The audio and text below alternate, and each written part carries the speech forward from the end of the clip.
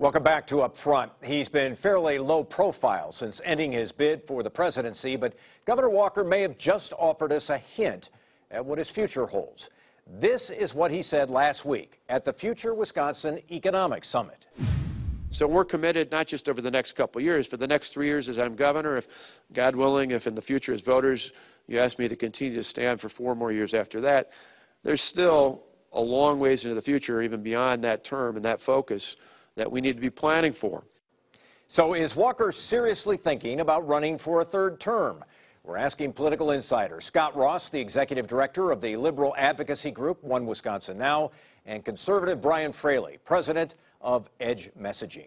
Gentlemen, it's good to have you back on the program. Thanks for having us. Brian Fraley, we'll begin with you since you move in Republican circles. Let me ask you about what the governor had to say. First of all, we assume that was no accident. Why did he feel the need to drop that hint? Well, I think if you are a lame duck and people think that you're not going to run again, they may not worry about your opinion and what you can bring to the legislative battle. So I think it's important that he lays that out there, that it's a possibility that he could run again. Are people not listening to him right now? No, I don't think that's the case. I just think that it's an important shot across the bow just to let people know, both Republicans and Democrats, that, hey, I'm still the governor here. I have 3 years left in this term. Scott Ross, did it surprise you? No, it wasn't surprising at all, because I think the governor's got to do a couple things. One, he needs to reassert his power and restore the trust with both the legislature and the public. Second, I think he had to remind the business community that, well, he's got a 7-figure campaign debt from the presidential run, and he's the only guy who can sign special interest legislation into law. And then thirdly, well, it's the only thing he knows how to do. I mean, this guy's a career politician who ran for state office twice before he could legally rent a car. I think his big challenge is that he's just not very good at being governor.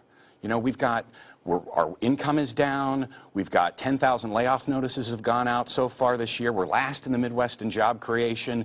Our education has been cut by the biggest in state history. We've moved from 16th to 3rd in percentage of people with student loan debt. And our transportation budget is all screwed up. So I think that's the big challenge he has. So Scott Ross is making the argument why Scott Walker could not be elected yet again. You know, first of all, your data is really old. You look at the divergent paths that we're seeing now between Wisconsin and Minnesota, and you see that job creation is on the uptick in Wisconsin, that our unemployment rate is lower, that our labor participation rate is a lot better than it is nationally.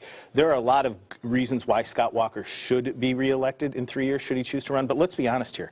This is 3 years away. There's a lot of ground to cover. If people's mood and attitude 3 years before an election mattered, well, Russ Feingold would be in the middle of his 4th term in the U.S. Senate. So 3 years is an eternity in politics. In some respects, wouldn't it be better for people like you, Scott Ross, if Governor Walker did run again? You know, Walker's been doing basically 3 things since he got back to Wisconsin, or in 2015.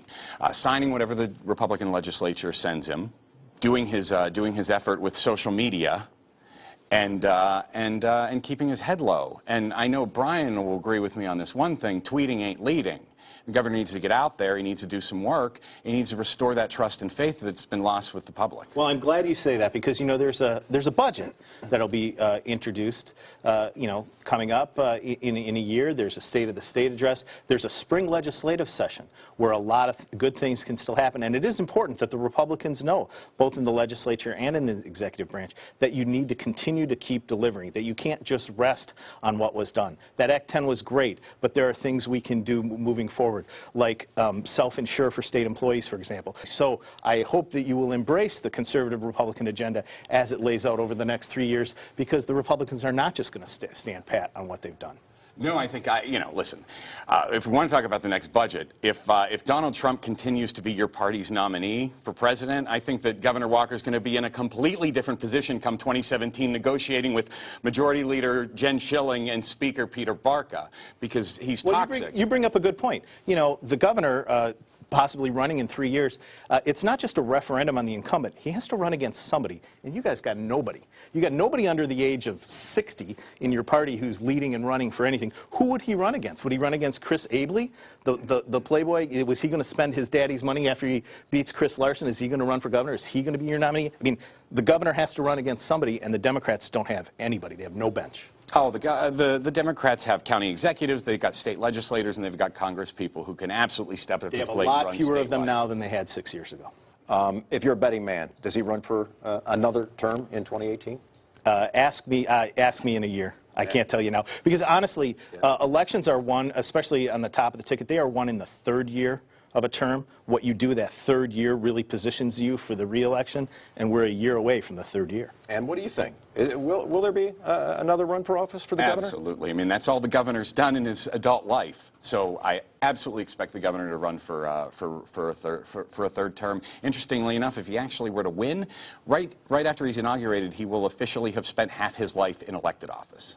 And has he been damaged by the presidential bid in a way that really will always haunt him in his political future? It was a dent. I think damage is a good word. I don't think it's permanent, and I don't think it's disqualifying for anything in the future. But you can't put yourself out there and exert that much effort and energy towards something that doesn't happen without it impacting you. And the question is, can he learn from that? Can his operation grow from that, learn from the mistakes that they've made, whether it was the overspending or maybe the miscalculation on where to spend time or whatever.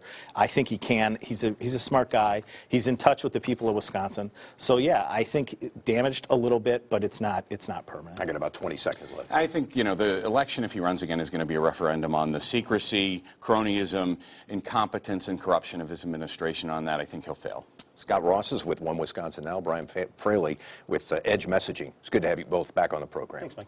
Still ahead on Up Front, the candidate making a second run for state Supreme Court, Judge Joanne Kloppenburg, on what could be different from her contentious 2011 court race.